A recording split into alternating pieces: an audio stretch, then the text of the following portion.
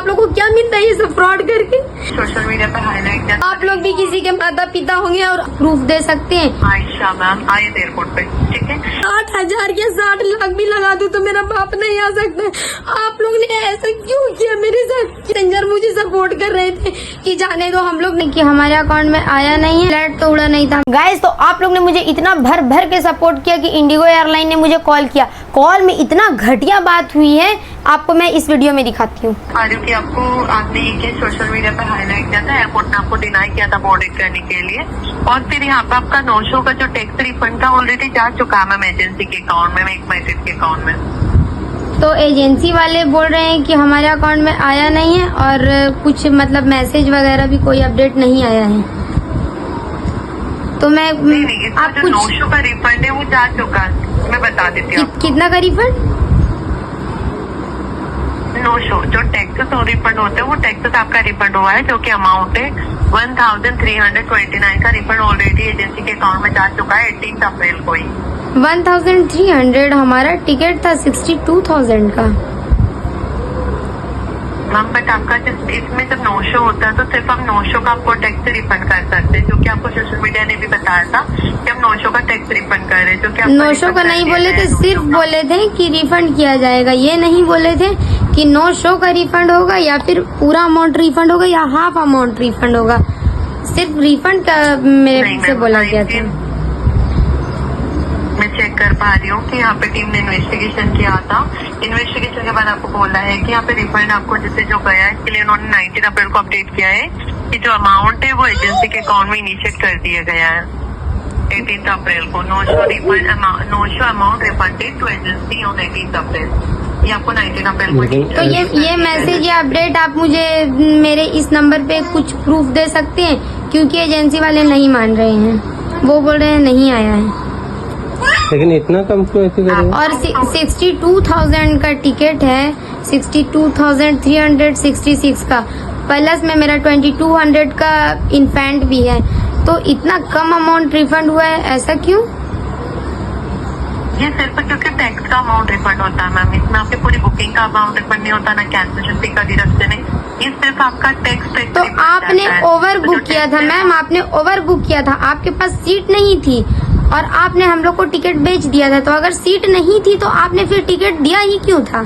किसी का time waste करके क्या मिला आप लोग को? नहीं थे। आपके पास क्या प्रूफ है ओवर बुक नहीं था? तो 50 लोग फिर बोर्डिंग का टाइम रहने के बाद भी हम लोग को बोर्डिंग पास क्यों नहीं दिया गया, वो बताइए। और जब मैं बात करने के लिए सीनियर के पास गई, सुपरवाइजर के पास गई, तो फिर वो भाग क्यों गए मुझे देख के? पहले तो वो बोले ये लाइन नहीं है। हाँ, तो सीसीटीवी में आपने ये भी देखा होगा कि मैं टाइम रहते पहुंच गई थी, मुझे इस काउंटर से उस काउंटर में, उस काउंटर से। हाँ बताइए। देखिए भाई, मैं चेक कर पा रही हूँ कि टीम ने आपको नो शो का रिफंड ही क्यों दे पाई थी, क्योंकि इन्वेस्टिगेशन तेज हुआ है। डोमेस्टिक सेंटर के लिए कस्टमर को डिपार्चर के 2 घंटे पहले एयरपोर्ट पर पहुंचना होता है। एनी हाउ 1 आवर प्रायर आपको काउंटर पे प्रेजेंट होना होता है, काउंटर पे। तो आपने 39 पर कितने बजे बताइए? मैं 9:36 में मेरा फ्लैट था 10:45 में, और मैं 9:36 में जहाँ पे बोर्डिंग पास मिल रहा था वहाँ पे पहुँच गई थी काउंटर में। पहले मैं ऑनलाइन निकालने गई, वहाँ पे मुझे मशीन में बोला गया आप उस साइड जाओ लगेज लेके। फिर मैं उस साइड पे आई, इधर लेफ्ट साइड में। यहाँ लाइन लगने के बाद फिर मैं जब बोलने लगी कि मेरा जो फ्लैट है वो टाइम हो गया है फ्लैट का और मैं लाइन में पीछे हूँ, तो फिर एक वहाँ पे अटेंडेंट थी, उन्होंने मुझे बोला कि चलिए उस काउंटर में। फिर हम लोग उस काउंटर में गए तो पता चला कि रांची के और भी पैसेंजर लोग वहाँ हमारे से पहले से हल्ला कर रहे हैं कि हम लोग 9:30 में आए, 9:30 में। हम लोग तो 9:36 में पहुंचे थे, लेकिन बाकी लोग जो थे, हम लोग को इन्फेंट बनाने में 9:36 हो गया और बाकी लोग बोल रहे थे कि हम लोग 9:30 में आए, 9:30 में। तो फिर टिकट क्यों नहीं मिल रहा है, बोर्डिंग पास क्यों नहीं दिया जा रहा है?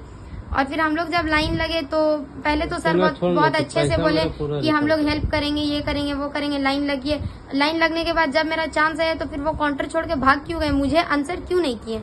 मेरे आंसरेबल क्यों नहीं बने?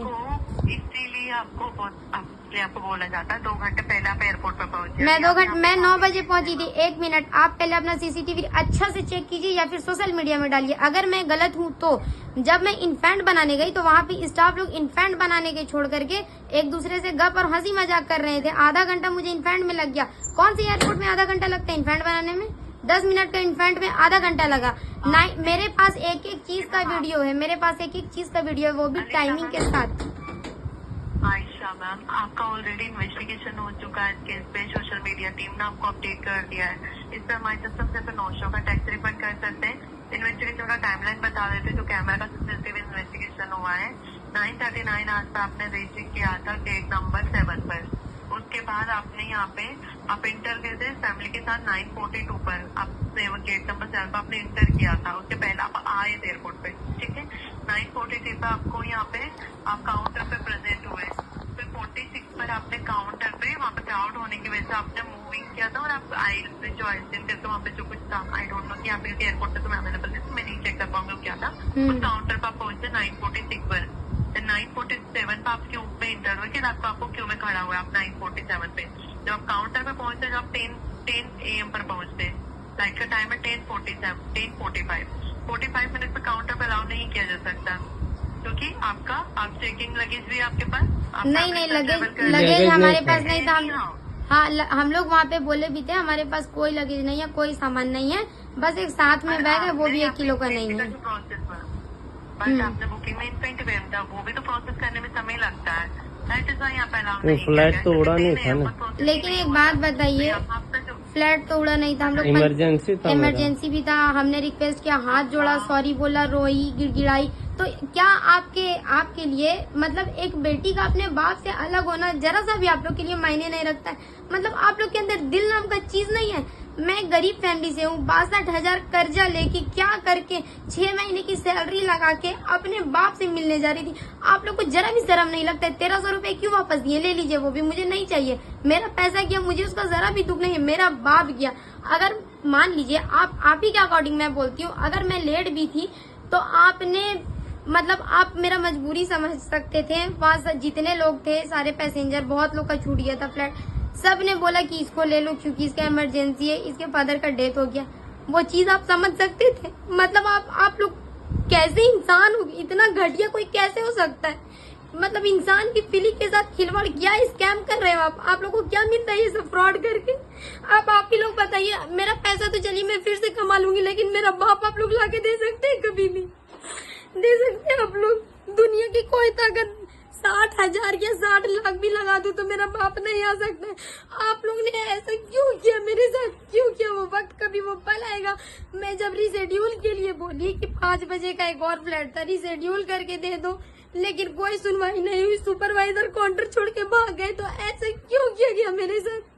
क्यों किया गया? जब भी मेरा ऐसा प्रॉब्लम था कि सारे पैसेंजर, आप मेरे वीडियो में भी देखे होंगे, पैसेंजर मुझे सपोर्ट कर रहे थे कि जाने दो, हम लोग नहीं जाएंगे, चलेगा, हम लोग तो ऐसे ही जा रहे हैं, इसके बाप का डेथ हो गया, इसके फादर का डेथ हो गया, इसको जाने दो। फिर भी आप लोगों ने नहीं सुना। फ्लैट उड़ी तो नहीं थी, फ्लैट में सारे लोग बैठ तो नहीं गए थे, फ्लैट में कोई बैठा भी नहीं था, तो आप मुझे ले सकते थे, लेकिन आप लोगों ने नहीं लिया। इतना घटिया कैसे हो सकते हो आप लोग? मतलब फीलिंग नाम की चीज है। आप लोग भी किसी के माता पिता होंगे और आपके भी कोई माता पिता होंगे। सजेस्ट कीजिए, अगर गेस कीजिए, आपके साथ सोचिए, अगर आपके साथ ऐसा हो जाए तो आप क्या करेंगे? अगर आपके साथ ऐसा हो जाए, आप कभी माफ करेंगे उन लोगों को? पैसा तो फिर भी कमाया जा सकता है, लेकिन जो इंसान को आप खो दिए वो दोबारा आएगा? कभी नहीं आएगा। मैम, मैं माफी चाहती हूँ कि मैं पैसे आपके माफी मांगने से मैं अपने फादर से मिल लूंगी।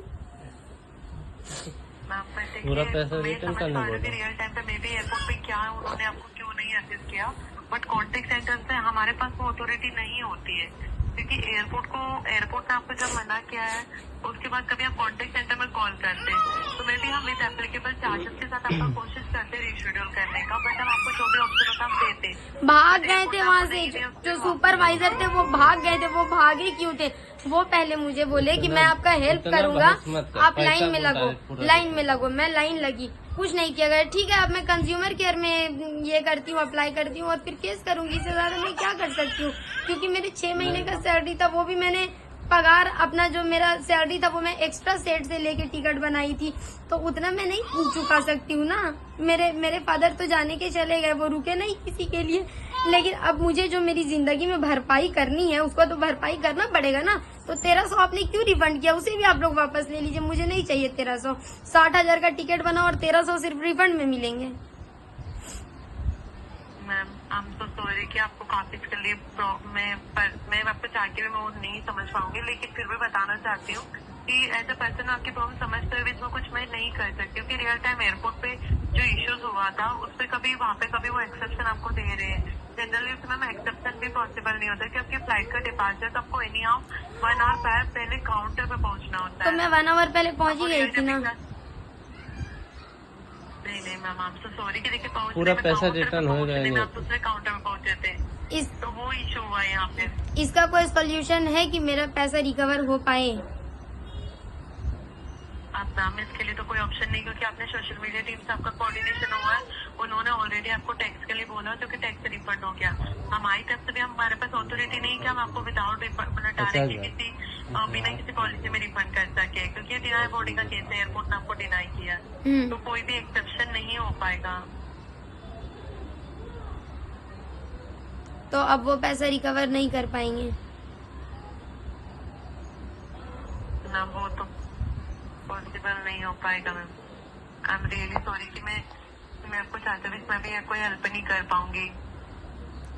Okay, thank you. I am